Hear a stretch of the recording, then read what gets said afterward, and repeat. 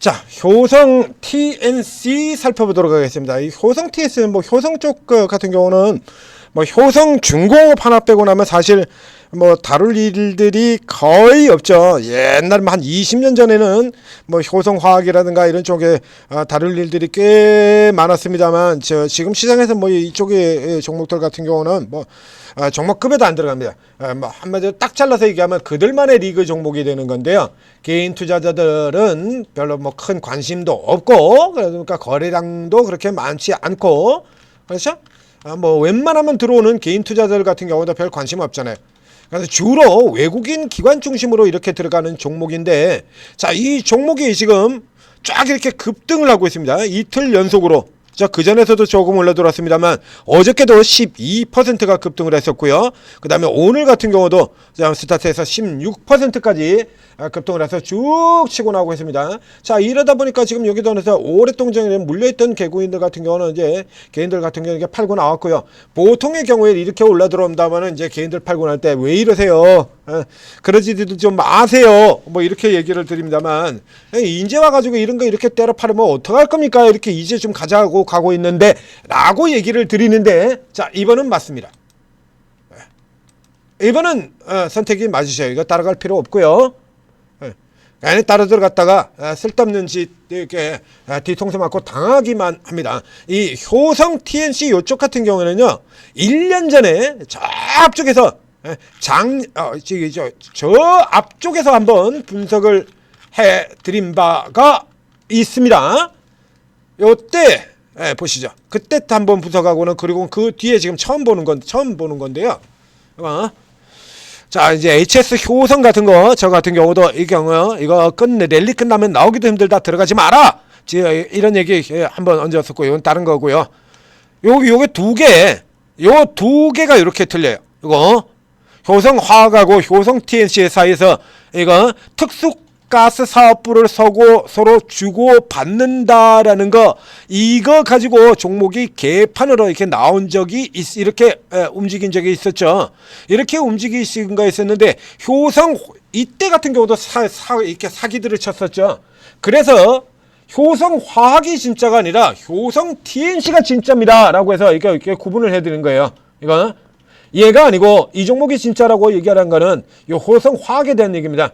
효성화학이 수혜를 입는 것처럼 사기들을 쳐가지고 효성화학이 수혜가 아니라 효성 TNC가 수혜를 입는 겁니다 라고 이렇게 얘기했거든요.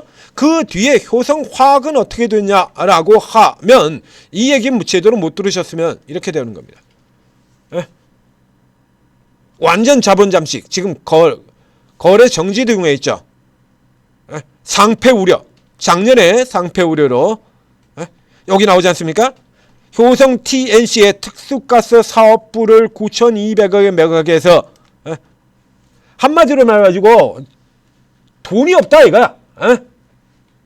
돈도 없고 이제 미치겠다라는 얘기죠. 그러니까 효성화학 같은 경우는 이제 버리는 패로 써버린 거예요. 이거 효성에서 이거를 효성화학이 수혜라고 이렇게 가지고, 이게 왜 이런 식으로 나오는 경우 굉장히 많다고 했죠. 호도하는 경우 많다고 그랬죠.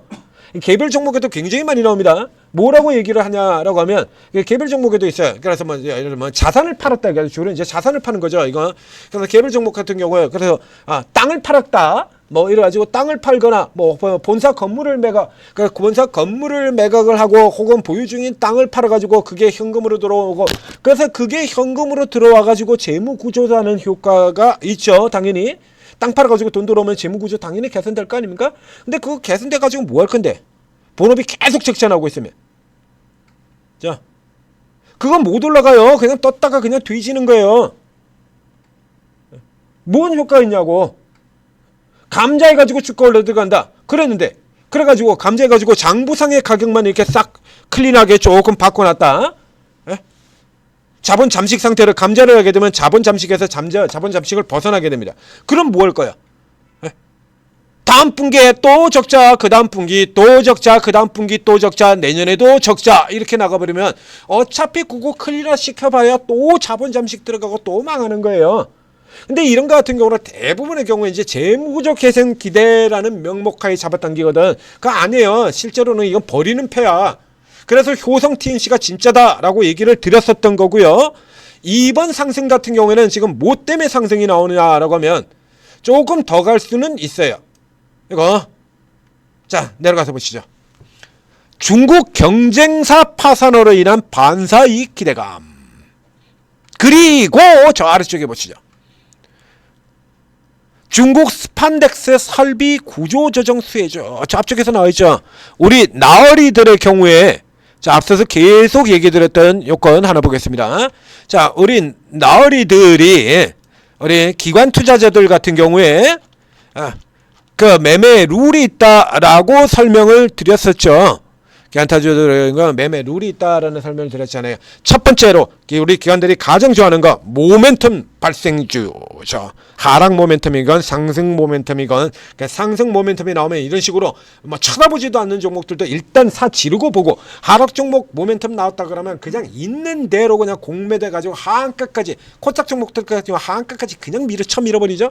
이런 식으로 플레이하는 이게 우리 기관들의 제1 넘버 원 매매 룰이라고 했죠. 근데 그 중에서 그러면 모멘텀이라고 얘기 들었지 않습니까? 그러면 기관들이 좋아하는 모멘텀이라는 게 있죠. 기관들은 어떤 모멘텀을 좋아하냐라고 했을 때 첫 번째 가장 좋아하는 모멘텀이 1번 지배구조 이슈. 지배구조. 이거 가장 좋아하는 이슈고요. 그 다음에 두 번째로 좋아하는 이슈가 뭐라고 그러죠? 구조 조정 이슈. 최근에 철강, 화학, 이 골드 케미칼 같은 이런 꼬라지를 보기도 이거 볼 수도 이거 뭐 볼 거 아무도 없는 그러니까 이 효성 TNC도 화학이죠. 얘도 화학이고요. 그 유화 쪽에 이 골드 케미칼 이거 제가 맨날 골드 그러고 있지 않습니까? 골드. 이 골드 같은 경우에도 매번 이 당긴 쪽에 전부 뭐 가지고 다 당겼냐 그러면 다 똑같아요. 구조조정입니다. 전부 구조조정. 이렇게 구조조정 본격화. 구조조정. 이게 구조조정 이익이 나올 때마다 잠깐 반턱해서 이거 그러니까 구조조정은 긍정적이지만 업황이 안 돼. 이 케이스 같은 경우는 지금 12월달 뉴스인데요. 이거 저 앞에서 이때도 제가 설명드렸던 거죠. 이거.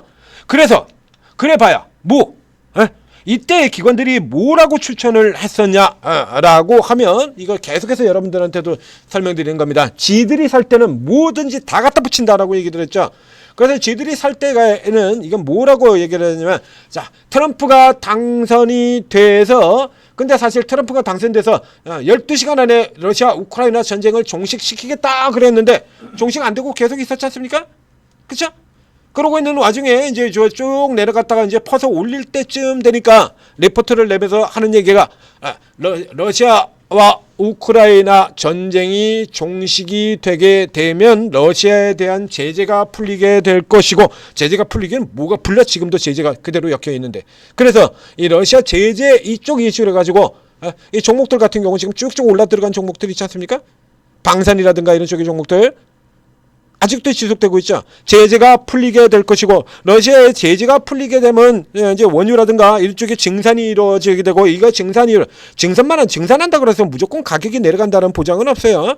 그런데도 불구하고 증산하게 되면 원유 가격, 나프타 가격이 하락할 수가 있고 나프타 가격이 하락하게 될 경우 이프가 지금 도대체 몇 개씩 붙고 있습니까?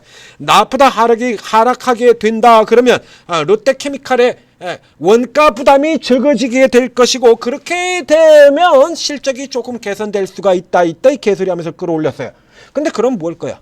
업황이 하나도 안 살아나는데 지금 이거를 계속 이거 무한반복하고 있는 겁니다. 이거 롯데케미칼 이거 이 시나리오가 이 모든 시나리오가 다 똑같아요. 이거 이렇게 그런데 구조조정 이슈 나올 때마다 당겼죠. 어김없이 최근에 철강 당겨버리고요. 당겨버리고 이런 겁니다. 이거 이 케이스 같은 경우도 이것도 어떻게 달라지냐라고 하면 자 이거 같은 화학에서도 지금 나온 것 같은 이런 이슈 가지고 한번 헤쳐드신 종목이 있죠. 이수화학 이거 어디서 본 스토리인데? 라고 생각을 해가지고 검색을 해봤습니다. 자 이수화학의 경우에도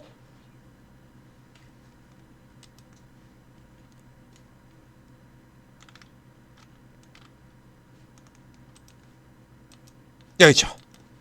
여기는 뭐 이제 파산까지는 안 갑니다만 이수학 유럽 경쟁사 공장 셧다운 돼서 반사 이익 기대 지금 나오는 거하고 똑같죠.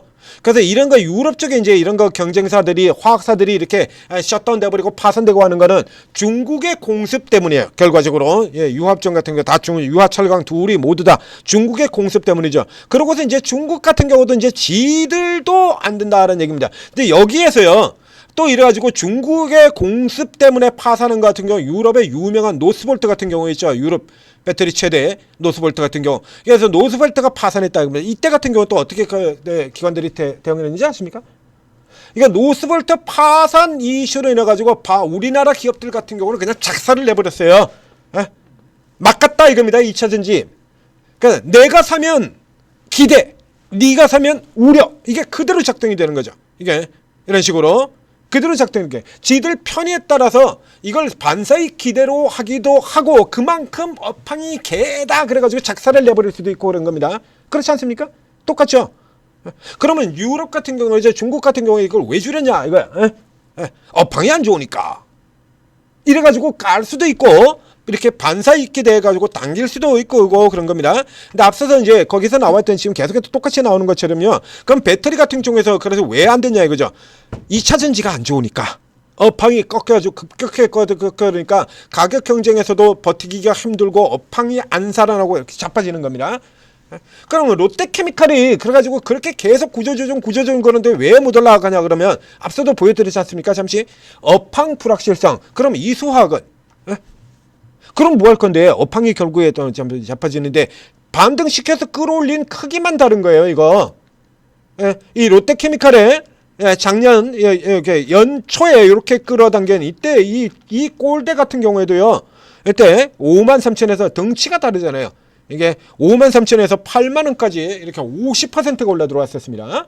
이수학은 그보다 훨씬 가벼운 개별 성향의 종목이 되다 보니까 세력 붙어가지고 지금 상한가 들어가는 종목들처럼 이러고 이제 상한가 3방 쭉 들어가서 다 헤쳐 드시고 그리고 톡해 빠져나오는 거고요.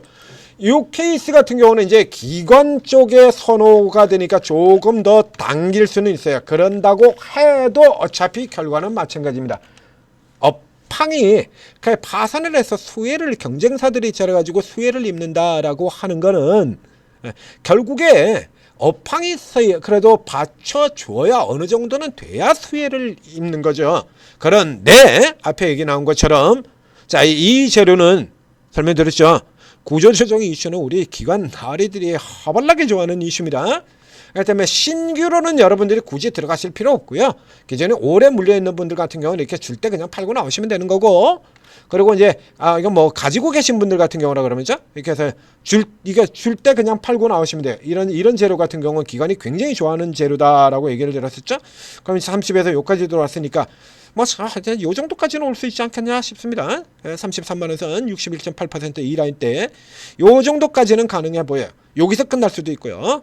그래서 이렇게 줄 때 그냥 덜어서 계속해서 덜고 아니면 그냥 홀딩 시켜 나갔다가 위쪽에서 이런 지역에서 음봉으로 이렇게 전환되는 흐름 이런 거 나오게 되면 주로 아마도 이게 리버설 형태로 고가가 형성이 될 텐데요. 이런 형태들이 이런 지역에서 나오면 거기서 아웃사이드 혹은 인사이드로 빠져들어가는, 그렇죠? 대부분 지금 똑같죠? 형태가 이런 형태 나오면 그때 가서 팔아보시면 됩니다. 아니면 그냥 지금 같은 데서 팔아버리시고 난 다음에 어차피 이거 가지고는 승부를 낼 수 없는 종목이니까요.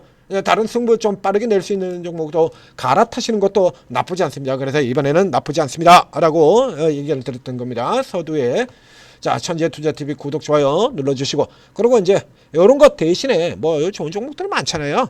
그렇죠? 좋은 종목들 굉장히 많습니다. 빠르게 올려 들어가는 거. 그래서 이제 이 대형주들로 친다고 하더라도 이 화학 쪽 같은 경우는 홀딩할 수 있는 종목이 안 되고요. 여기서는 들어갈 수 있는 종목이 딱 정해져 있다라고 얘기 드렸잖아요. 대한유화 같은 거 그런 거. 자, 딱 정해져 있다라고 얘기 드렸었죠. 이쪽에서는 들어갈 수 있는 종목이.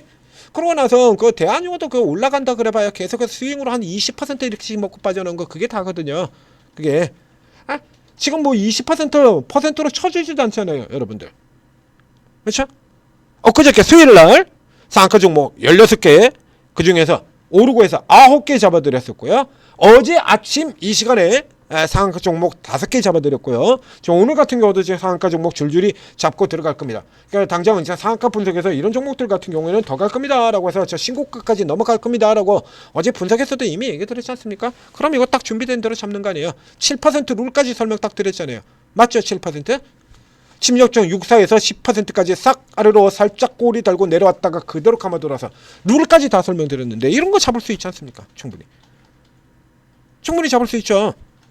앞서서 나왔던 것처럼 요런 식으로 돌아들 겁니다 라고 어저께 상한가 분석 시간에 제가 분석해 드렸잖아요. 이런 거 여러분들도 잡을 수 있는 거 아닙니까?